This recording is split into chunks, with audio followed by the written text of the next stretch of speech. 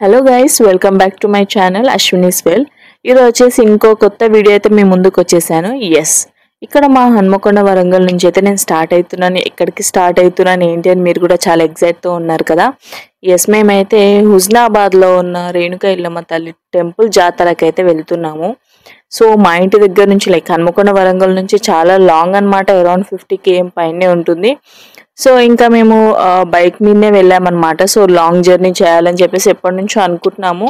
బస్సులో అయితే నార్మల్గా లాంగ్ జర్నీస్ చేస్తూ ఉంటాం కాబట్టి ఇంకా బండి మీద వెళ్దామని ఇంకా నేను నా ఫ్రెండ్స్ అయితే స్టార్ట్ అయిపోయాను అనమాట. జర్నీ అంతా వెళ్ళేటప్పుడు మాత్రం మాకు చాలా కొంచెం డిఫికల్ట్గానే అనిపించింది, ఎందుకంటే ఎండ కాబట్టి. ఇంకా మా పాపను కూడా తీసుకొని వెళ్తున్నాము అండ్ మా పాప అయితే ఫుల్ టు కవర్ అయిపోయింది అనమాట ఎండ అని. ఇంకా ఆల్మోస్ట్ మీకు తెలిసినట్టే పిల్లల్ని తీసుకొని ఎండలో వెళ్ళాలంటే చాలా డిఫికల్టే. కానీ మేము ఇంకా జాతర కూడా ఎప్పుడు చూడలేదు, ఇది ఫస్ట్ టైం అనమాట. సో ఇంకా చూద్దామని చెప్పేసి మేము కూడా స్టార్ట్ అయ్యాం. అండ్ జాతర ఎలా జరిగింది, మా డే అనేది ఎలా ఎండ్ అయింది అనేది కూడా మీరు కూడా వీడియో ఎండ్ వరకు మాత్రం ఖచ్చితంగా చూడండి, అసలు మిస్ కాకుండా.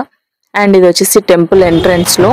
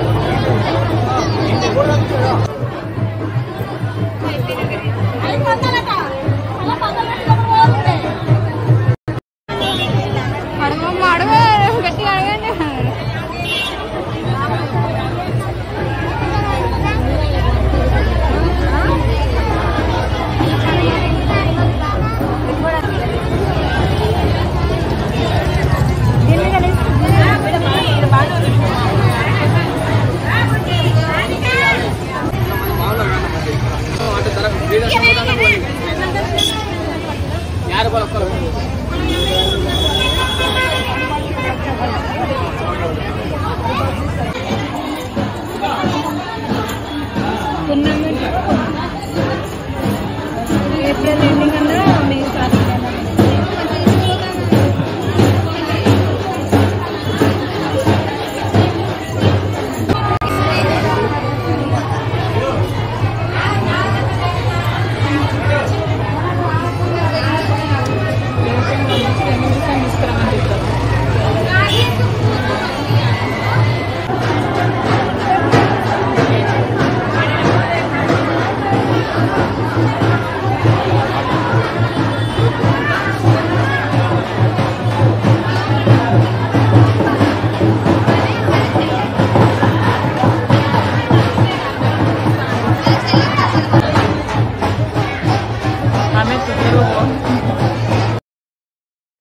అండ్ ఇక్కడ టెంపుల్లో చాలా మందికి ఇలా అమ్మవారి పూనకం రావడం అయితే జరిగింది. సో వాళ్ళు అమ్మవారి దర్శనం చేసుకోవడానికి లైన్లోనే ఉన్నారు, కానీ లైన్లోనే అలా అమ్మవారు అనేది వస్తుంది. మాకైతే చాలా బాగా జరిగింది దర్శనం.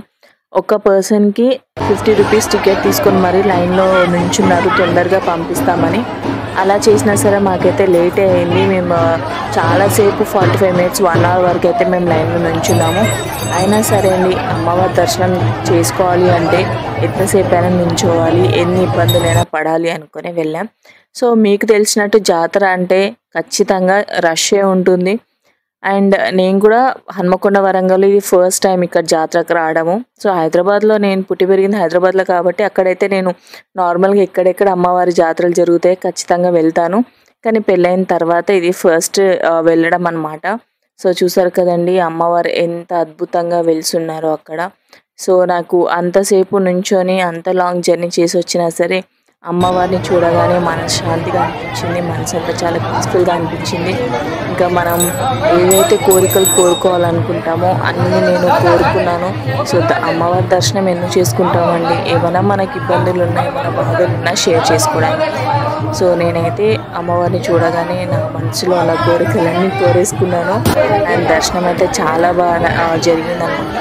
అండ్ ఇక్కడ చాలామంది అమ్మవారికి కావాల్సిన వస్త్రాలు కానీ నిమ్మకాయలు కానీ కొంతమంది యాటపోతులు ఏవైతే మొక్కుకొని కోరికలు తీసుకోవాలనుకుంటున్నారో కూడా తీసుకుంటున్నారు.